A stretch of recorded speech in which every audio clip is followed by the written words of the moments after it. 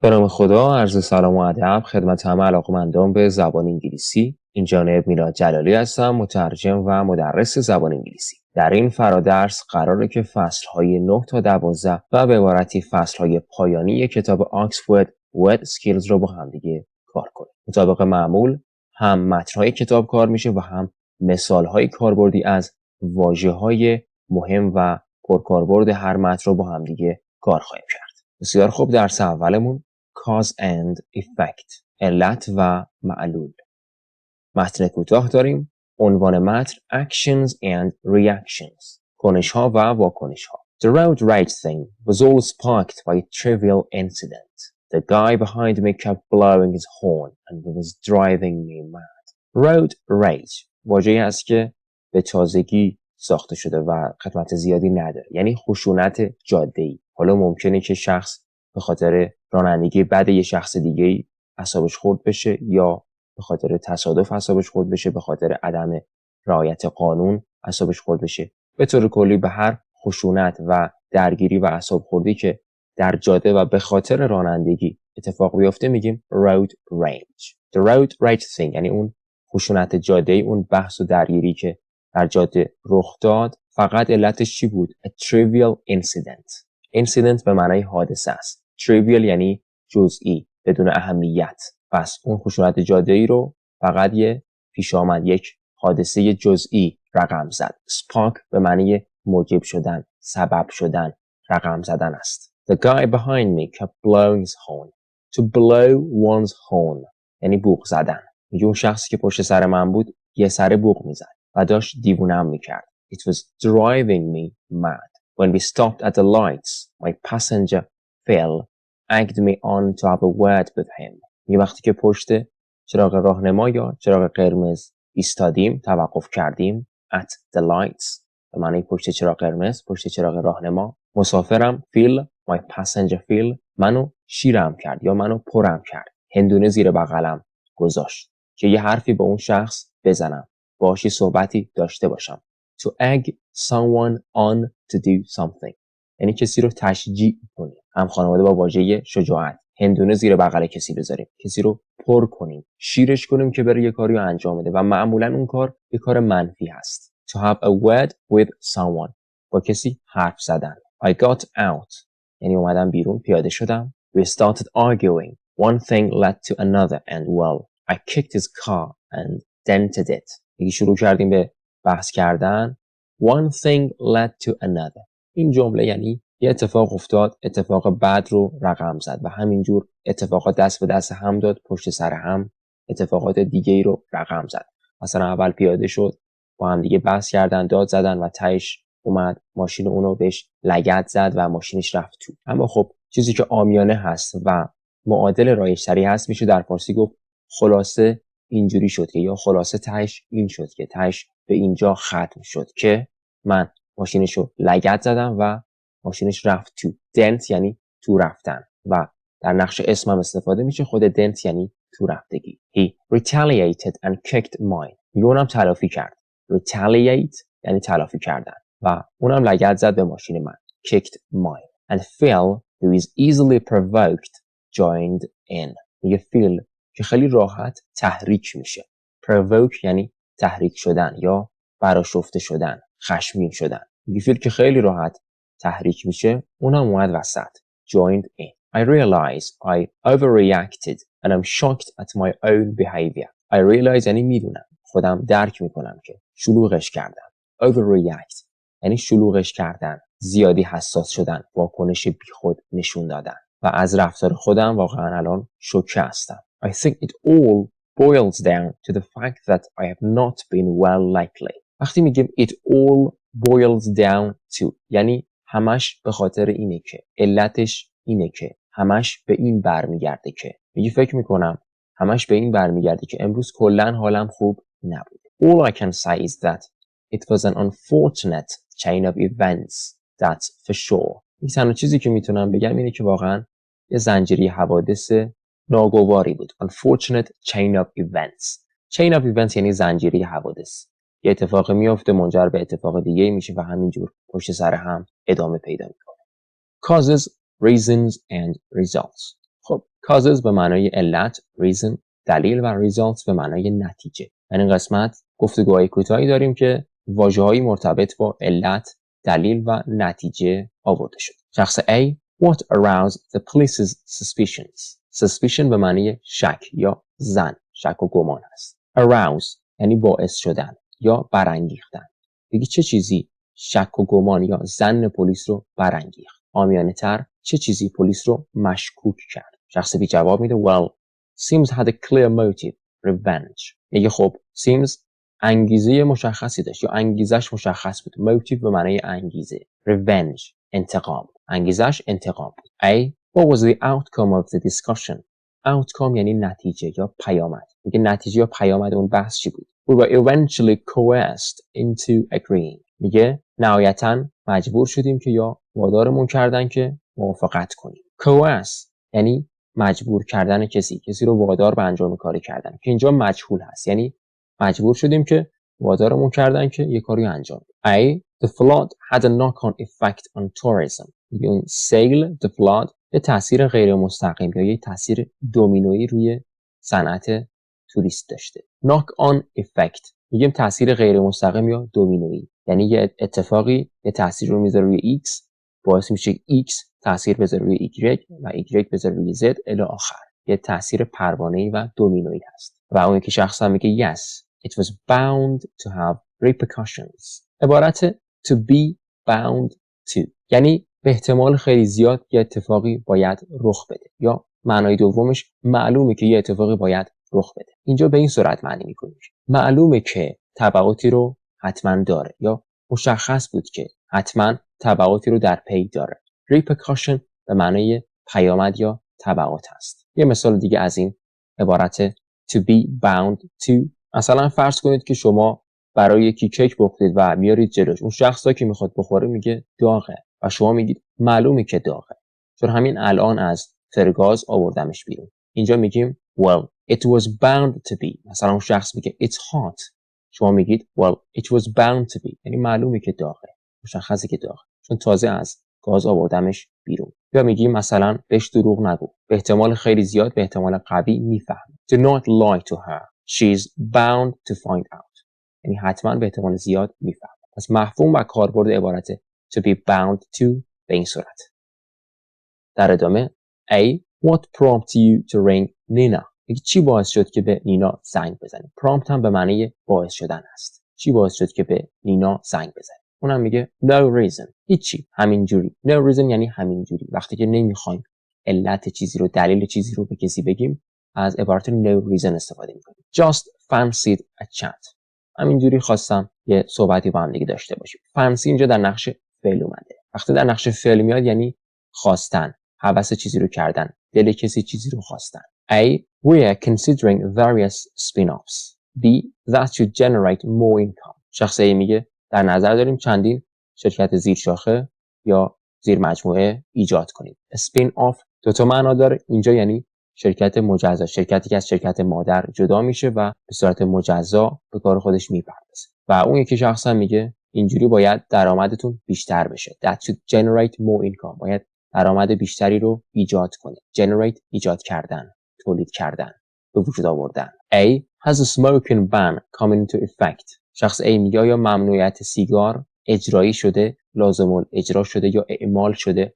come into effect وقتی در مورد یک قانون و قاعده میاد یعنی اعمال شدن، لازم الاجرا شدن. و شخص B میگه yes it's already made a big difference. میگه بله همین الان هم واقعا تفاوت زیادی رو ایجاد کرده یا تاثیر زیادی رو گذاشته. make a difference یعنی تاثیر گذاشتن، تفاوت ایجاد کردن.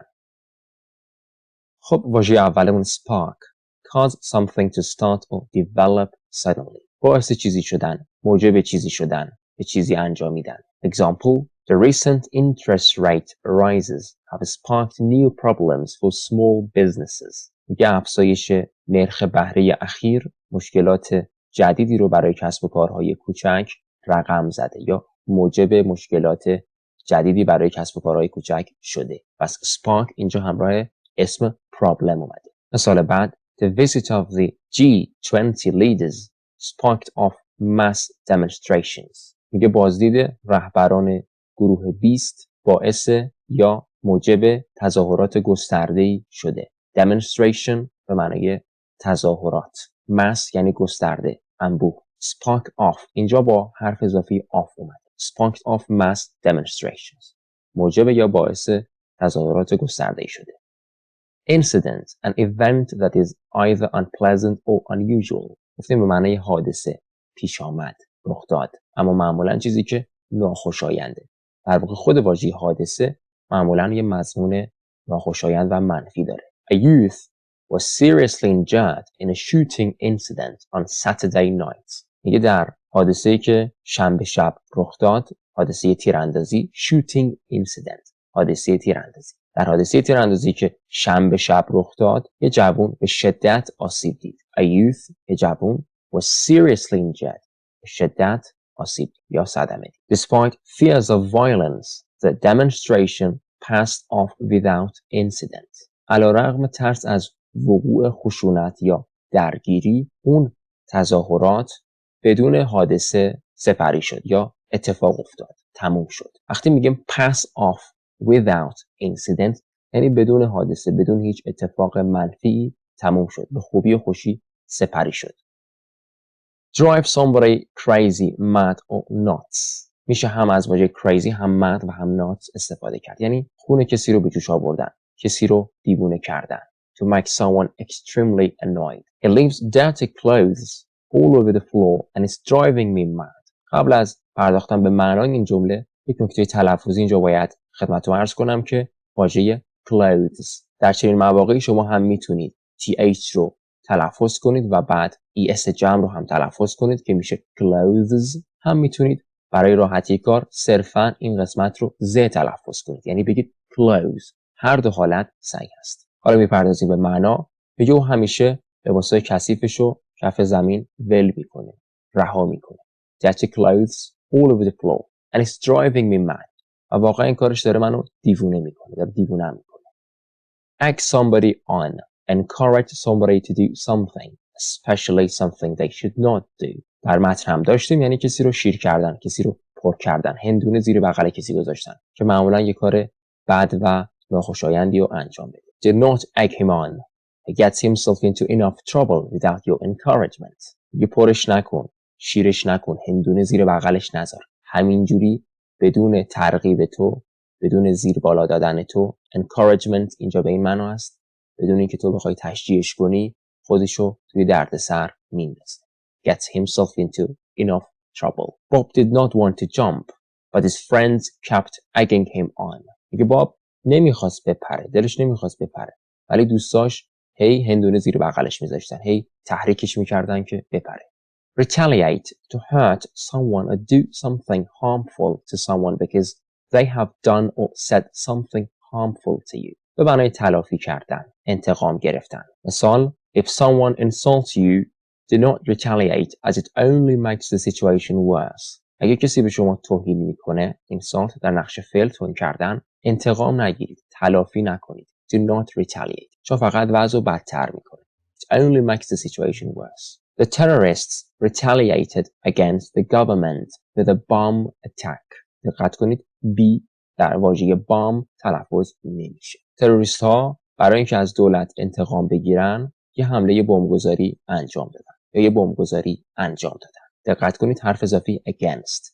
Retaliated against the government. از dowlat انتقام گرفتن یا به قصد انتقام و تلافی از دولت اومدن یه بمبگذاری رو انجام دادن. The bomb attack was in retaliation for the recent arrest of two well-known terrorists. اون حمله بمبگذاری با هدف تلافی دستگیری اخیر دوتا از تروریست های سرشناس بود. Well-known terrorists، تروریست های سرشناس. Recent arrest، دستگیری اخیر. In retaliation for something، یعنی با هدف تلافی چیزی، با هدف انتقام از چیزی.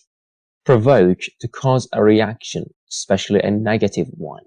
To try to make somebody angry. To cause a reaction, provoke، یعنی کسی رو تحریک کردن. معمولا تحریک و انجام یک کار بد، یک کار ناخوشایند. یا اینکه کسی رو عصبانی کردن. دو تا معنا داره. Example: The release from prison of two of the terrorists has provoked a public outcry. میگه آزادی دو تا از تروریست‌ها از زندان خشم مردم رو به همراه داشته یا داد مردم رو در آورده. Provoke a public outcry. Public outcry یعنی داد و فریاد مردم، اعتراض مردم رو در آورده، باعث اعتراض مردم شده. We have no intention of launching a preemptive strike. We will retaliate if provoked. میگه ما هیچ قصدی نداریم که بخوام یه حمله پیش دستانه انجام بدیم. Preemptive strike یعنی حمله غافلگیرانه یا پیش دستانه. مثلا یک گروهی یا یک کشوری احساس میکنه که یک کشور دیگه قراره بهش حمله کنه. قبل از اینکه اون کشور بخواد بهش حمله کنه، پیش دستی میکنه و بهشون حمله میکنه. میگه ما چنین قصدی نداریم، ولی اگر تحریک بشیم، اگر پا رو دوممون بذاریم، if provoked به این معنی است، تلافی میکنیم.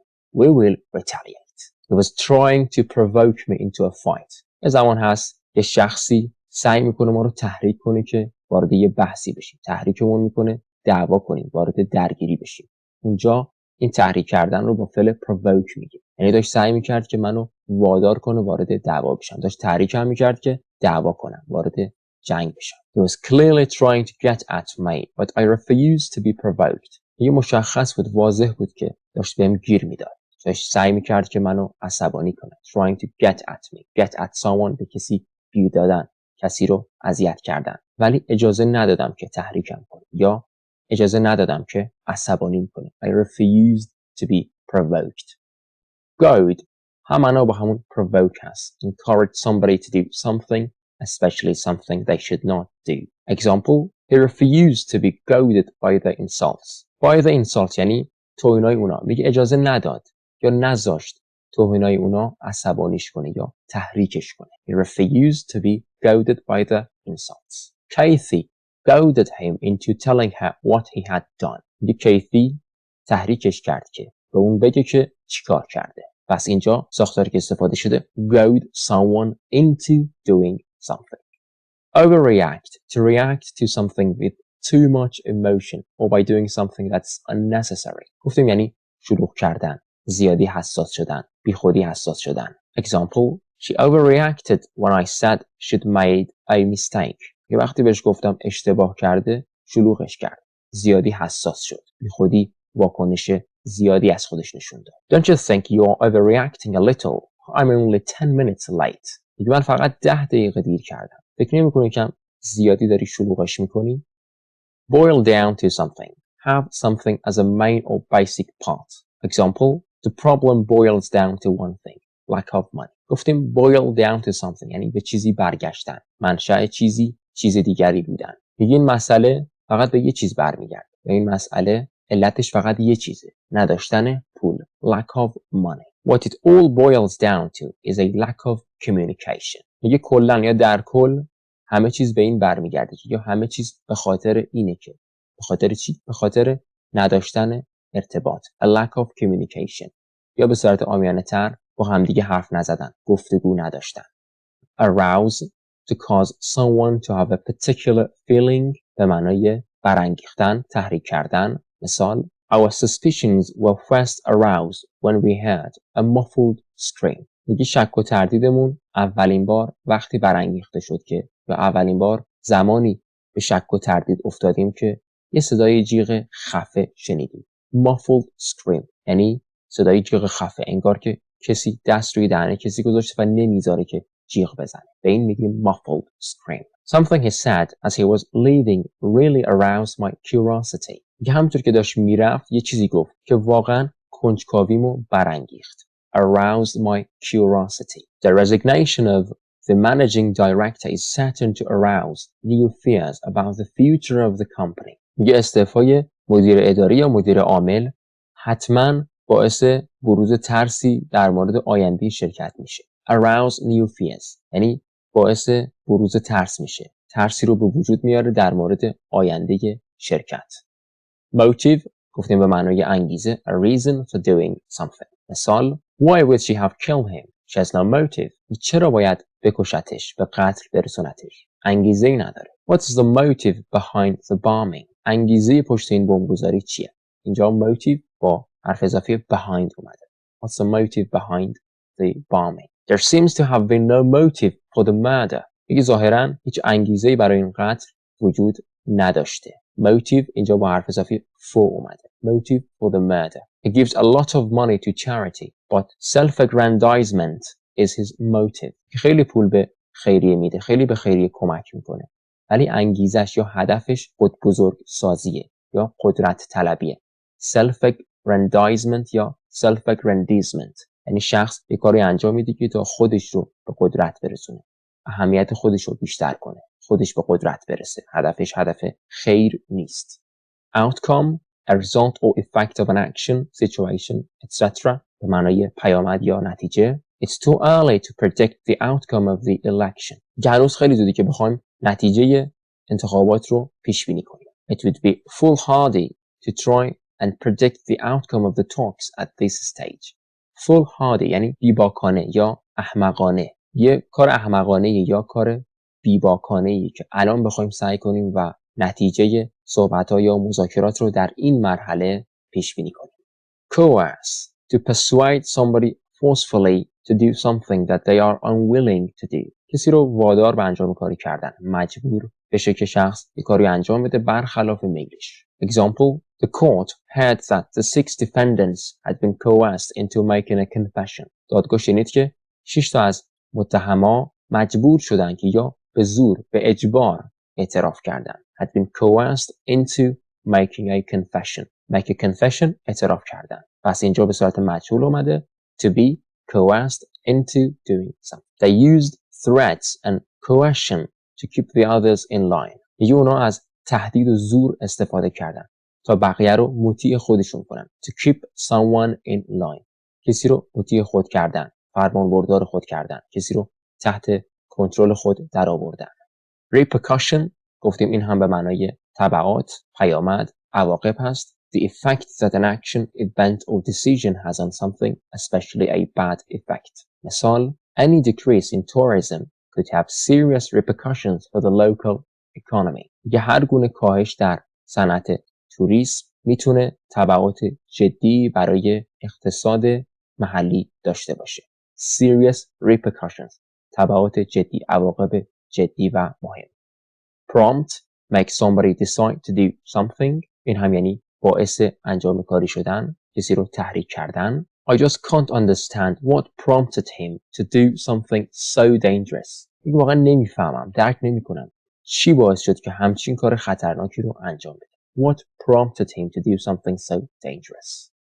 Spin-off, a program or other show involving characters from a previous program. اینجا به معنای دوم اسپین-آف میپردازیم که مربوط به فیلم و سریال و یا کتاب است. وقتی که یه فیلمی یا سریالی پخش میشه و در ادامه در آینده فیلم یا سریال دیگه‌ای از اون برگرفته میشه و مشتق از اون هست و روی یکی از بازیگرها و شخصیت‌های اون سریال یا فیلم کار میکنه، به این میگیم اسپین-آف. مثال The stage show is a spin-off from a television program. این نمایش روی استیج برگرفته از یه برنامه تلویزیونیه. یعنی یه برنامه تلویزیونی قبلا پخش می‌شده و این نمایشی که الان روی استیج داره پخش میشه برگرفته از اون هست. یعنی ممکنه که روی یکی از شخصیت‌های اون برنامه تلویزیونی کار کردن و ادامه اون هست.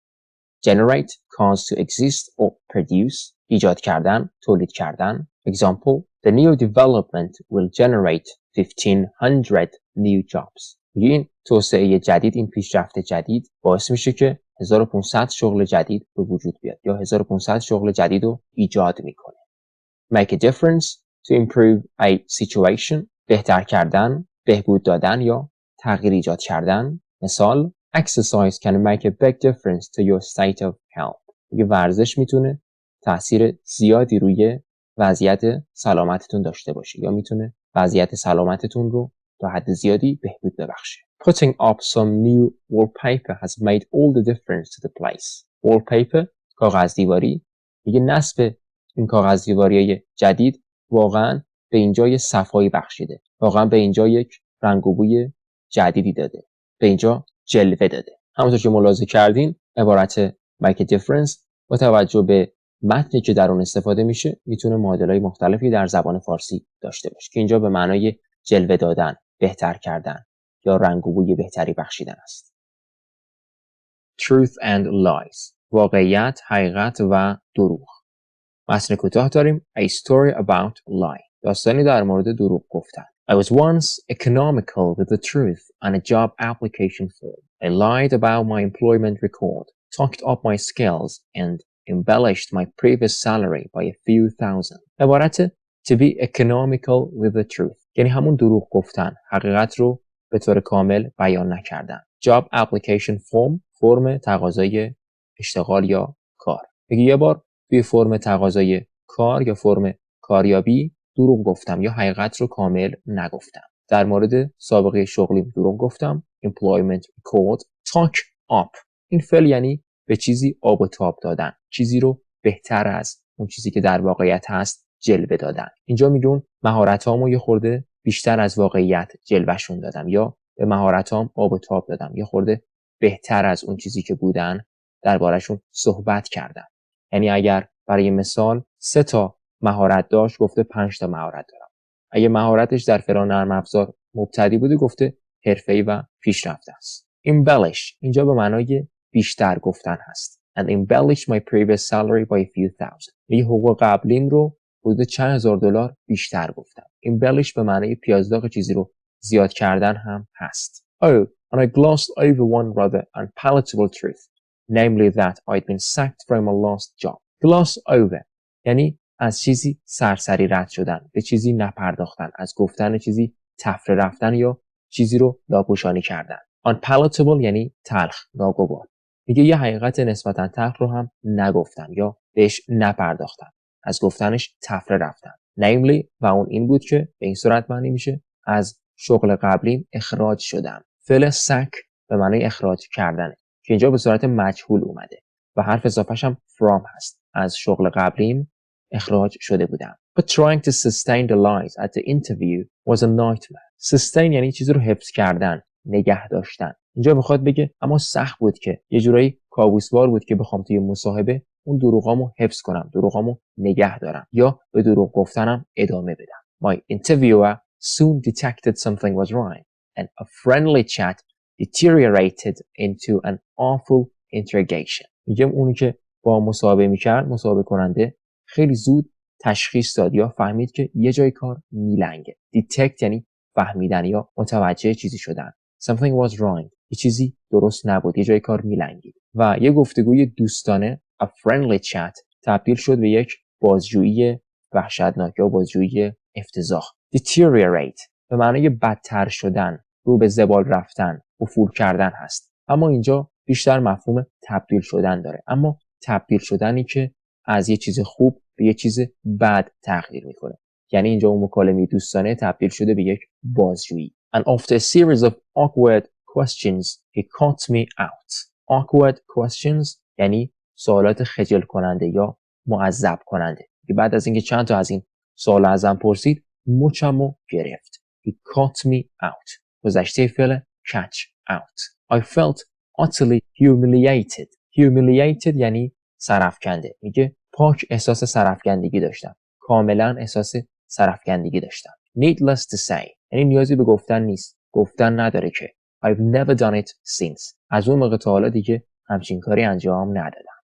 Quotes about truth and lies. خب حالا میایم سراغ چند تا جمله حکیمانه کوتاه در مورد دروغ و حقیقت یا راستی و دروغگویی. When war is declared, truth is the first casualty. یه وقتی که جنگ اعلام میشه یا اعلام جنگ میشه، حقیقت اولین تلفاتشه، اولین قربانیشه. casualty به معنی قربانی یا تلفات هست. اینجا به صورت مفرد اومده اما معمولاً وقتی بخوایم بگیم فلان جنگ، فلان تصادف اینقدر تلفات داشته به صورت جمع میاد. casualties. declare هم به معنی اعلام کردن، اعلام رسمی کردن است. The most dangerous of all falsehoods is a slightly distorted truth. falsehood به معنی دروغ یا کذب، همون lie هست. میگه خطرناکترین کذب‌ها یا دروغ‌ها حقیقتی که یکم تحریف شده. A slightly distorted truth. distort به معنی تحریف کردنه. چون وقتی یه حقیقت یکم فقط تحریف شده باشه، تشخیصش از دروغ کار سختیه. برای همین میگه این خطرناک ترینش است. Level with your child by being honest. Nobody spots a phony quicker than a child. to level with someone یعنی با کسی رو راست بودن. میگه با راستگویی با فرزندتون رو راست باشید. با صادق بودن، با حرف راست رو زدن با فرزندتون رو راست باشید. حالا من دلیلشو میگه. Nobody spots a phony. phony یعنی آدم دروغگو، آدم شیاد. هیچ کس یا آدم دروغگو یا آدم شیاد رو زودتر از بچه‌ها تشخیص نمیده. spot اینجا به معنای تشخیص دادنه. There are only two ways of telling the complete truth, anonymously and posthumously. میگه فقط دو تا راه وجود داره که بخوایم حقیقت رو به صورت کامل بگیم. یک، به صورت ناشناس anonymously و دو، بعد از فوت، بعد از مرگ. یعنی شخص حقیقت رو بگه اما هویتش مشخص نباشه، به صورت ناشناس، یا اینکه بعد از مرگش یه حقیقتی رو بگه. فقط در این دو صورت هست که حقیقت رو به طور کامل میشه گفت. Tell the truth so as to puzzle and confound your adversaries. دو تا فعل داریم، puzzle و confound. جفتشون یعنی گیج کردن، سردرگم کردن، متحیر کردن. میگه حقیقت رو بگو تا دشمنت رو، یا اینجا حالا به صورت جمع هست، دشمنانت رو گیج و سردرگم کنی.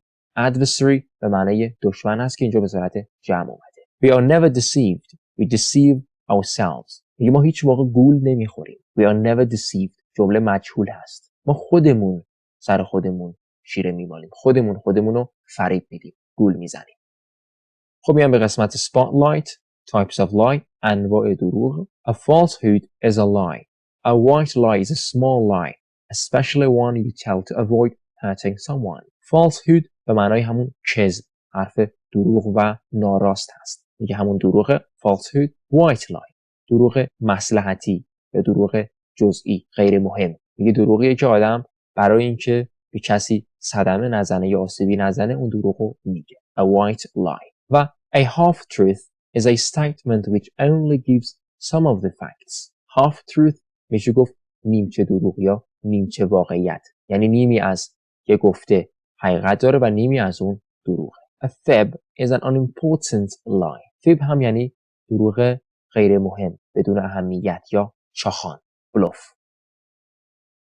خب میام سراغ واژگان. واژه اولمون be economical with the truth, avoiding stating the true facts about a situation or lying about it.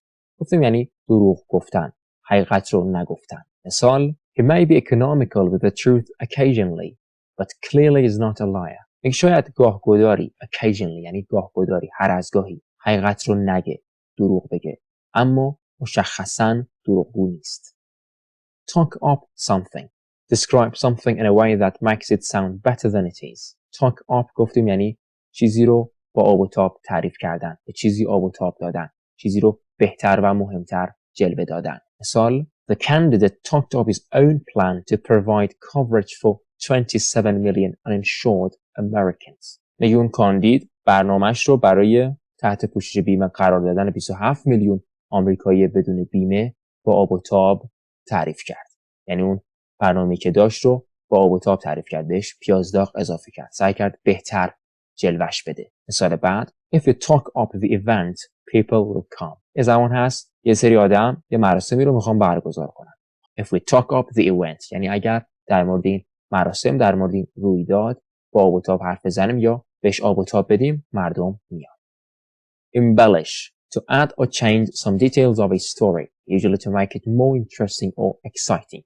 اینجا یعنی همون پیازداغ چیزی رو زیاد کردن، به چیزی آب و تاب دادن.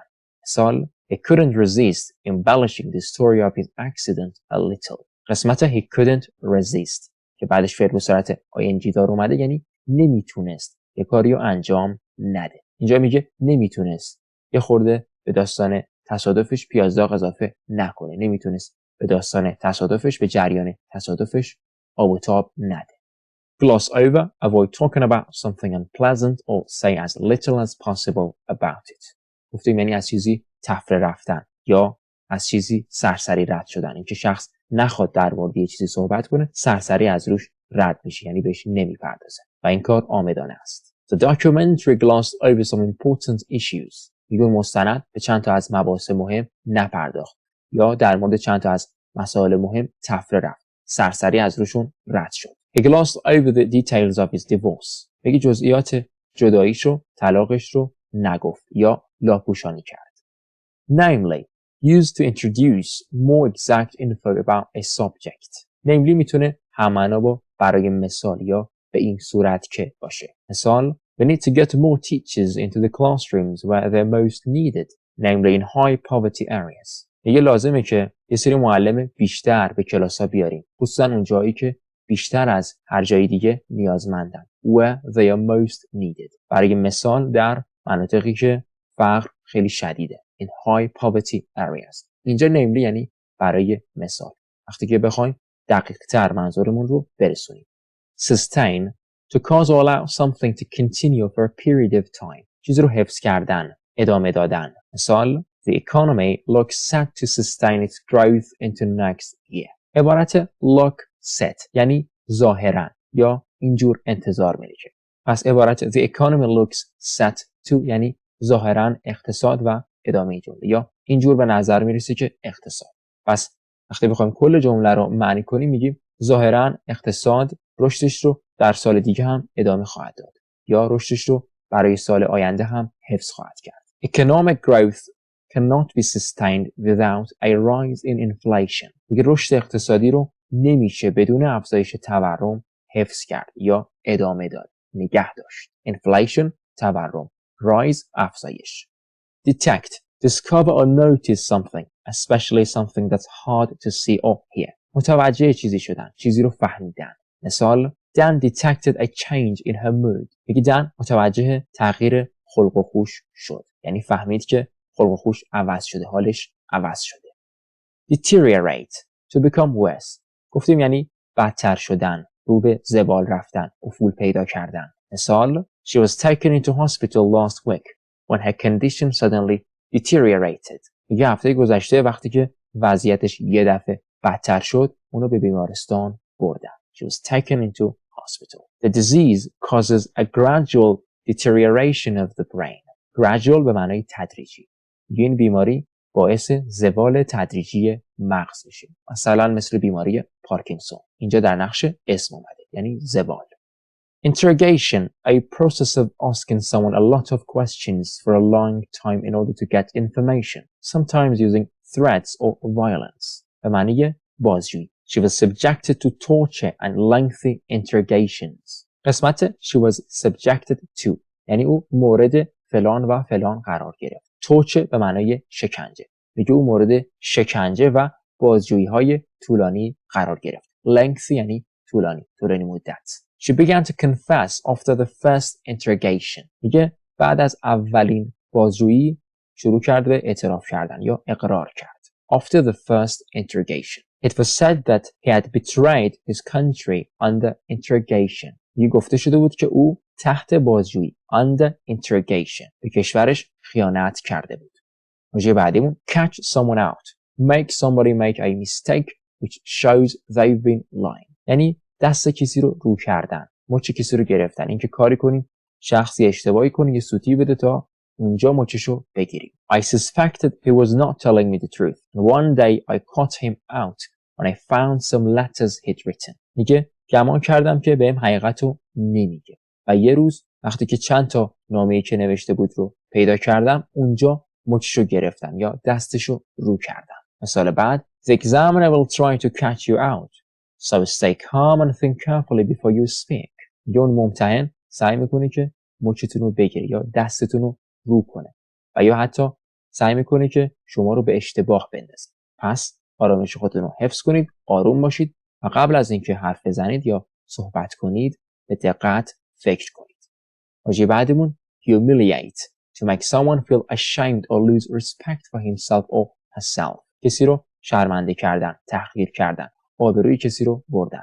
They called him an old fool in public just to humiliate him. میگه اونا در انظار عموم in public یا جلوی مردم اونو احمق پیر خطاب کردن تا آبروشو ببرن یا تحقیرش کنن. I felt a deep humiliation and wanted the ground to swallow me up. A deep humiliation. Humiliation اسم همین فعل humiliate هست. یعنی حقارت، سرافکندگی. میگه شدیداً یا عمیقاً احساس سرافکندگی کردن و میخواستم زمین دهن باز کنه من برم داخلش. Wanted the ground to swallow me up. و مفهوم تحت لفظیش میشه یعنی میخواستم زمین منو ببله، منو قورت بده.